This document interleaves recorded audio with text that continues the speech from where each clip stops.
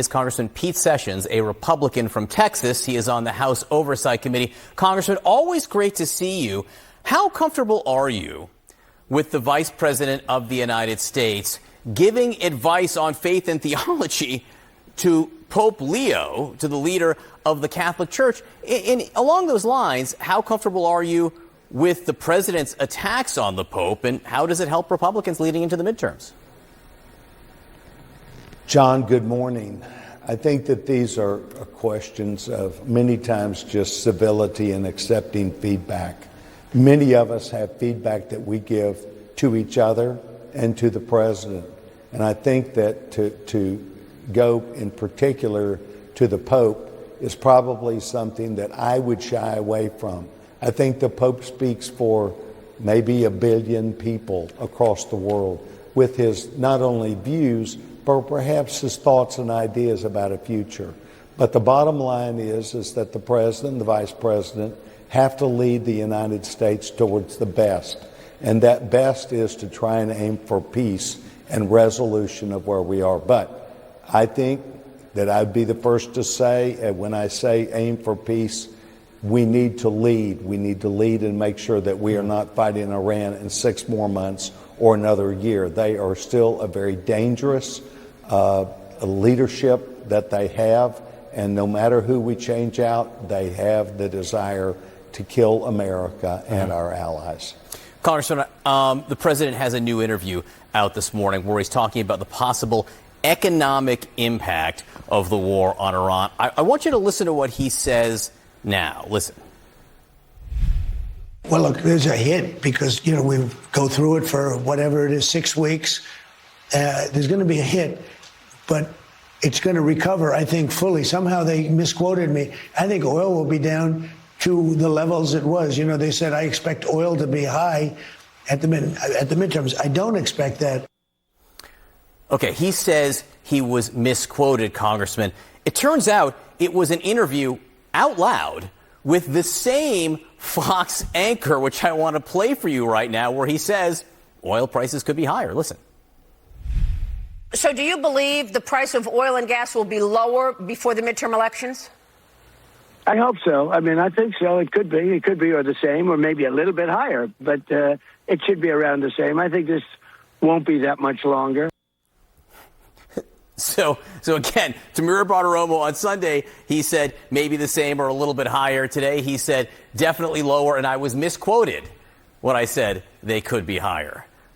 What do you think of his claims about being misquoted, and where do you think gas prices are headed? Well, let's go to the big issue, John, and that big issue is the United States is involved in a high-stakes tussle with the Iranians, and it is in the Gulf.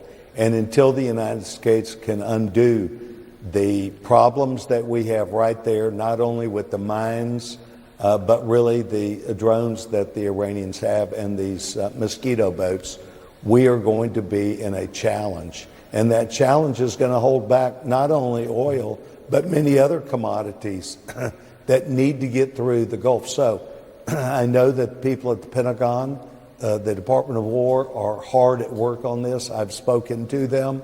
They believe they have an angle. But the bottom line is that as long as you've got that Gulf that is either the United States holding it up or the threat of a bomb or a mine going off, we're going to see higher prices, and you're going to see commodities do the same. Congressman, Eric Swalwell of California has resigned from Congress. Your former Texas colleague, Tony Gonzalez, has resigned from Congress, one Democrat, one Republican, both after allegations of sexual misconduct. Allegations that some people say there have been whispers of certain things, rumors of for some time. Is there a problem in Congress and on Capitol Hill with how these things are reported and how they are investigated and how inquisitive perhaps people are about these rumors? Well, I think the biggest problem that we've got, and it's easy to pick on both of these gentlemen, but they have both been in denial stage for a long, long time. And when you have a member of Congress that denies the allegations, it is difficult for this organization until it gets to the ethics committee to do an investigation. You would say, well, let the political parties do that. The bottom line is that in deep negotiation with Republican leadership, Tony Gonzalez did not reveal the things that came revealed once the emails and the text were available. And we tend to want to look at each other, whether it's Eric Swalwell or whether it's Tony Gonzalez, with a bit of reluctance, but to err on the side of their judgment. And we've learned now in these two cases that judgment did not exist. Congressman, very quickly, you're on the Oversight Committee. Former Attorney General Pam Bondi was subpoenaed to testify before that committee. Do you feel she should still come before? Should she be responsive to that subpoena? Yeah. Todd Blanche, who was what's called the DAG, the Deputy Assistant Attorney General, appeared with her, and he seemed to have a huge handle on not only the matters of the history and the current problems, or at least things moving forward. And I would think that the Attorney General probably, or acting Attorney General, probably finds himself in that role. Are there still questions the committee has? Yes, there are still questions. And so I think we've got to go through another process. The subpoena was aimed at one person, that being the Attorney General, Pam Bondi.